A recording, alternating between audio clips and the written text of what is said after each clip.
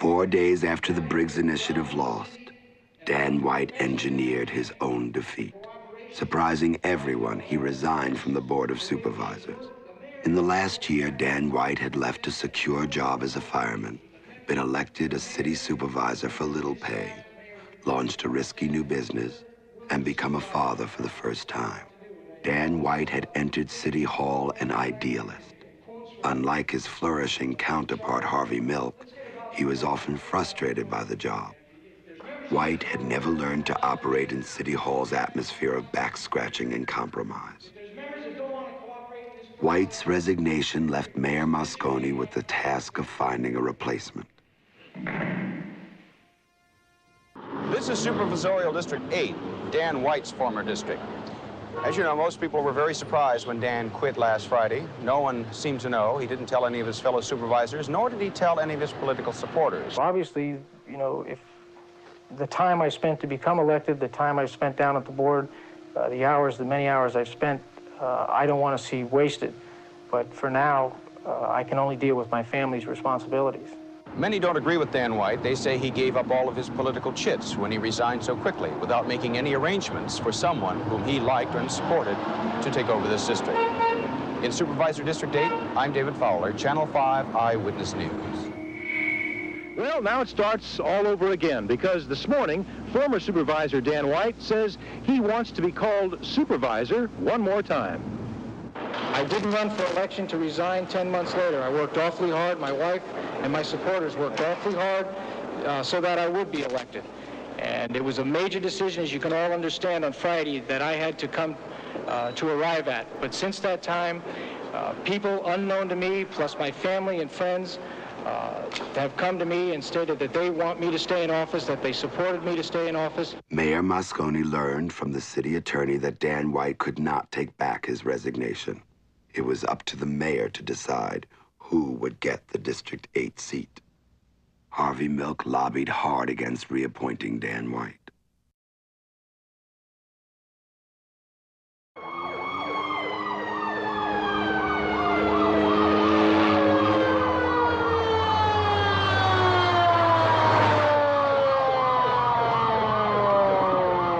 Code 3, room 200. I'm in the mayor's office.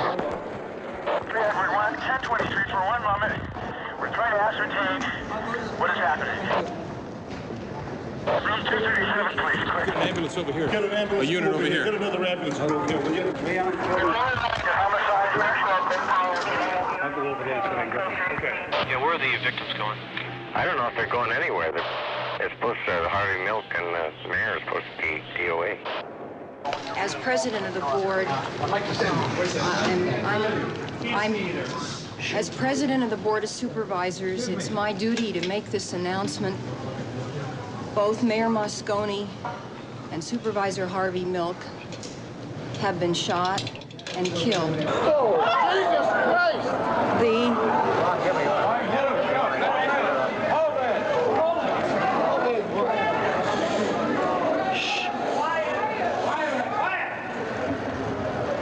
The suspect is Supervisor Dan White. Suspect is Dan White. Is he in custody? He's not at this time. Thank you very much. No question. Attention all units. Suspect named Dan White. White male adult, 32 years, 6 feet, 185 pounds, wearing a 3-piece brown suit, considered armed and dangerous.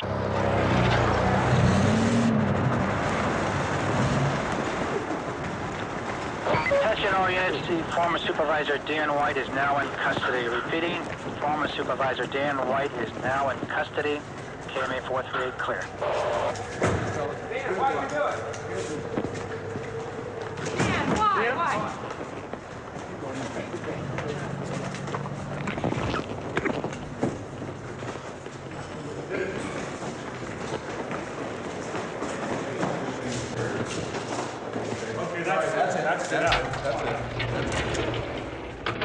At approximately 10:45 a.m., realizing he was not going to be reappointed, Dan White went directly to the mayor's office unannounced. There was a brief argument. Dan White pulled out a gun and shot George Moscone. The mayor fell, and White fired 2 more bullets into his head. White then reloaded his gun. He walked to the other side of City Hall and into Harvey Milk's office. 5 shots rang out. According to the coroner's report, Harvey Milk was rising, both hands out in front of him when the first shot hit. He fell. White fired 3 more times. He leaned over and from above put the gun nearly against Harvey Milk's head and fired a last time.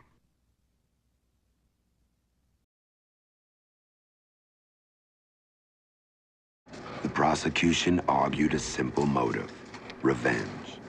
Detailing the facts of the crime, the state spent 3 days proving that Dan White committed the murders. White's own lawyers had already admitted this in their opening statement. To prove its case, the prosecution played a tape of Dan White's confession. But the tactic backfired. Some of the jurors wept in sympathy for White. I've been under an awful lot of pressure lately, financial pressure because of my job situation, family pressure, not being able to have the time with my family. The mayor never called me. He told me he was going to call me before he made any decision. He never did that. It was only on my own initiative when I went down today to speak with him. I was troubled.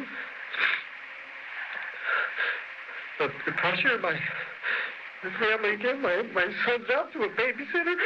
My wife's got to work. Long hours. You know, I just was going to the mayor to see if he was going to reappoint me. Just all the time knowing he's going to go out and lie to the press and tell them, you know, that I wasn't a good supervisor and that people didn't want me. And then that was it. Then I just shot him. And then it struck me about what Harvey had tried to do. And I said, well, I'll go talk to him. I said, you know, at least maybe he'll be honest with me. And he was all smiles and stuff, and I went in. He knew I wasn't going to be reappointed. And he just kind of smirked at me, as if to say, too bad. And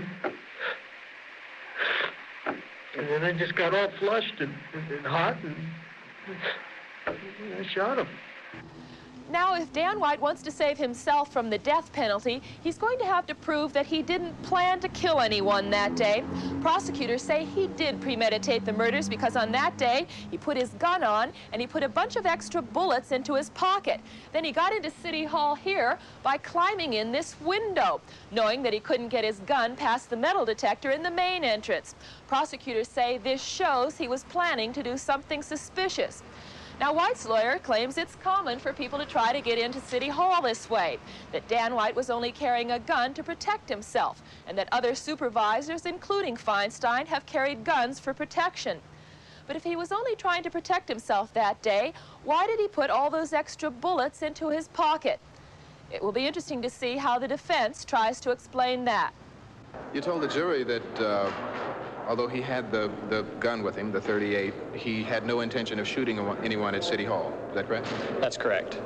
And that other supervisors carried weapons with permits. That's correct? Well, I didn't mention with permits, but I did say that other supervisors and perhaps other City Hall personnel do carry firearms presently and have carried them in the past. Yeah. Do you know if the other people who do carry weapons also carry 10 extra rounds in their pockets? I think ex-police officers and certainly police officers on or off duty carry extra ammunition, yes. And that is also why you say he reloaded after shooting Mayor Moscone? That is what I said, yes. Clarify that, though, because of his experience as an ex-police officer. Yes, I think it was more instinctive than anything else. White was portrayed as an idealist, disgusted with the corruption of politics, a man who felt the city was deteriorating as a decent place for San Franciscans to live. Defense attorney Doug Schmidt told the jury, good people, fine people with fine backgrounds simply don't kill people in cold blood. It just doesn't happen. A key witness for the defense was Dan White's wife.